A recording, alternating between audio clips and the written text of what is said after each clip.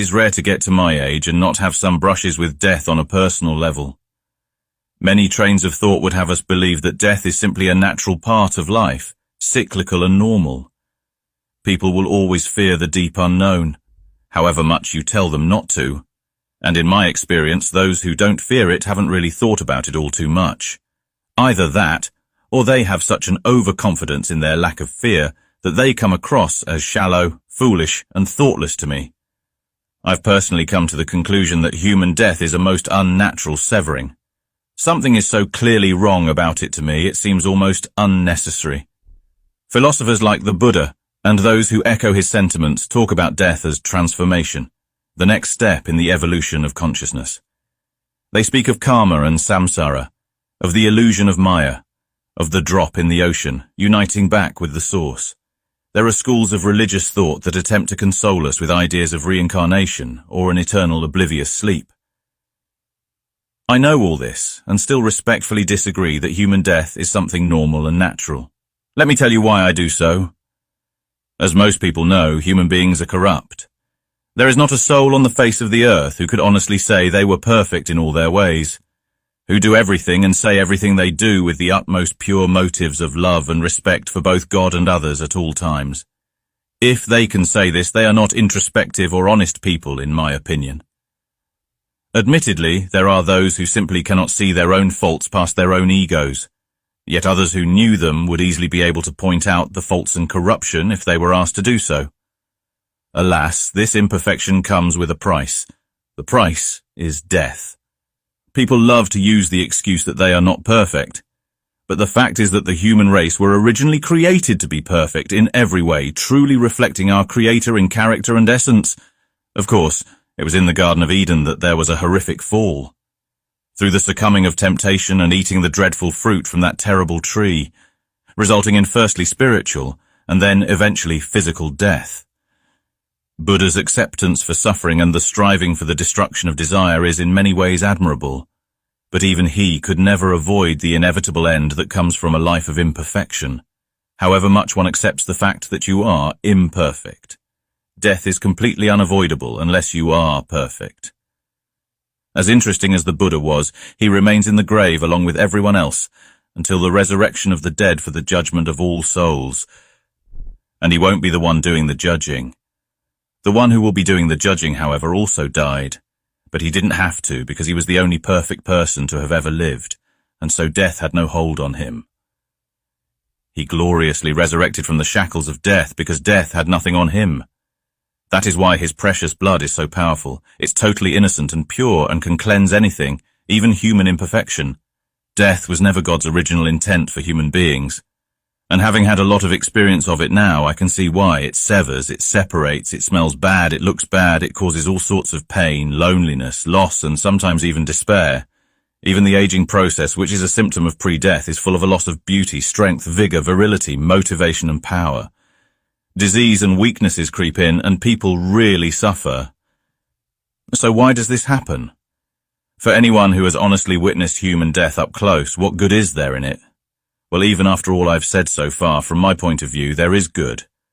But the good is hidden, and is not what most people consider. Death is actually part of the redemption process. For God promises that all the suffering we go through, including taking that scary last breath, will be worth it. Why? We suffer simply because we are all very evil beings deserving nothing but the wrath of pure love. We who have all gone astray and all have hidden ulterior and purely selfish motives that need crucifying. Because we are imperfect, God saw to it that our corrupted bodies would be cast off, separated from our souls and spirits, so that he could give us new ones that are incorruptible once we are wise to evil and then actively reject it, having experienced firsthand the result of sin, which is death, favoring God's ways instead.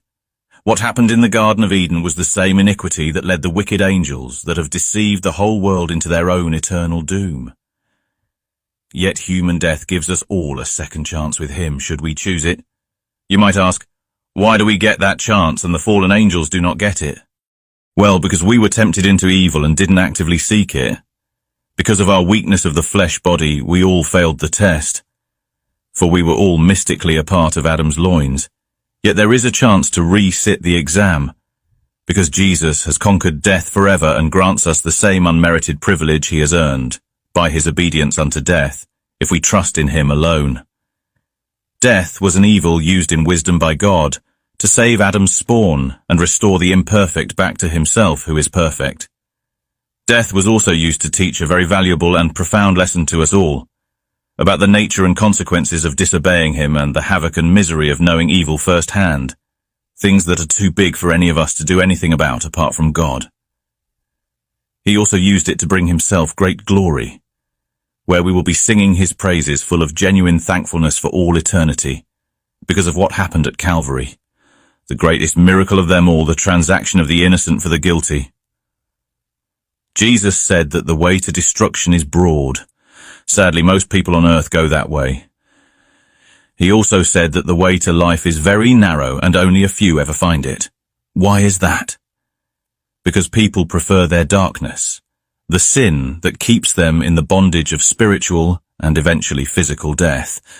They would rather be right than strive for compassionate holy love by humbling themselves unto obedience. The optimist would say that human beings are inherently good, and they simply make bad mistakes every so often. As a realist and an introspect, I know that the problem of evil starts with me. And if I realize that I am evil without a hope of saving myself, then how much so the rest of the world, which seems to be rapidly decaying as each day passes.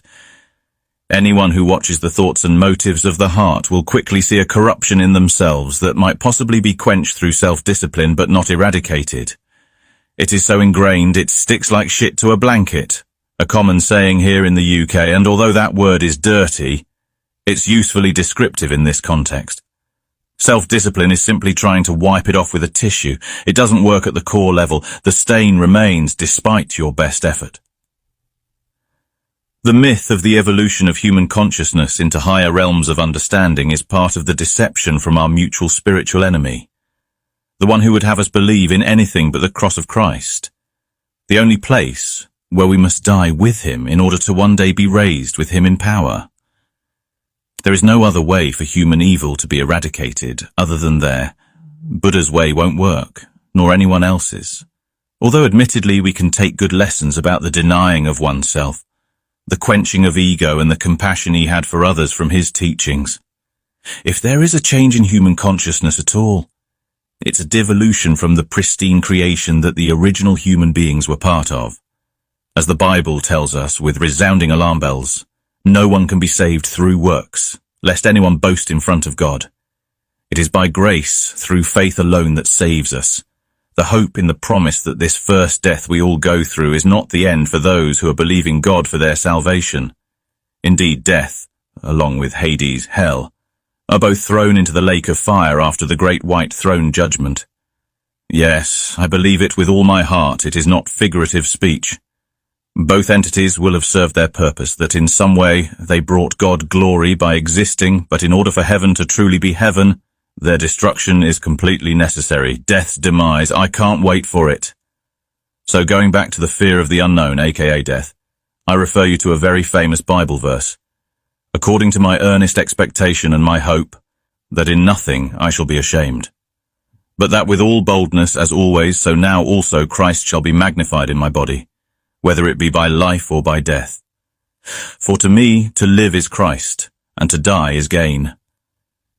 But if I live in the flesh, this is the fruit of my labour. Yet what I shall choose I wot not, for I am in a strait betwixt two, having a desire to depart and to be with Christ, which is far better. Nevertheless, to abide in the flesh is more needful for you.